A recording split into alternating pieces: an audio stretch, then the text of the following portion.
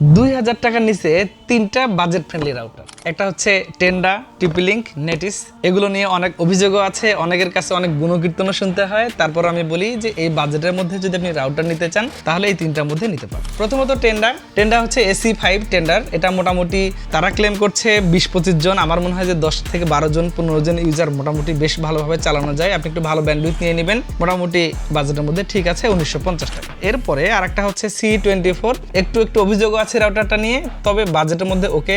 যারা সিঙ্গেল ব্যান্ডের রাউটার নেবেন সেখান থেকে বের হয়ে এটা নিতে পারেন। এটাও 10 থেকে 12 জন ইউজার চালানো যায়, দাম হচ্ছে 1850 টাকা। আরেকটা হচ্ছে নেটিসের NC21, এটা মোটামুটি তুলনামূলক রিপুটেটেড, নিশ্চিন্তে ব্যবহার করতে পারেন।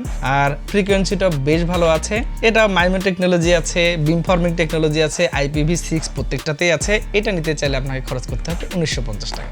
আমার মনে হয় এই বাজেটের মধ্যে 2000 টাকার মধ্যে ডুয়েল ব্যান্ডের এই রাউটারগুলো অনেক সেরা হতে পারে আপনার জন্য। আপনি নিতে পারেন কম্পিউটার ভিশন থেকে, ডেসক্রিপশনে লিঙ্কটি দেওয়া আছে, আর অর্ডার করতে পারেন অনলাইনে সারা দেশের যে কোনো জায়গা থেকে।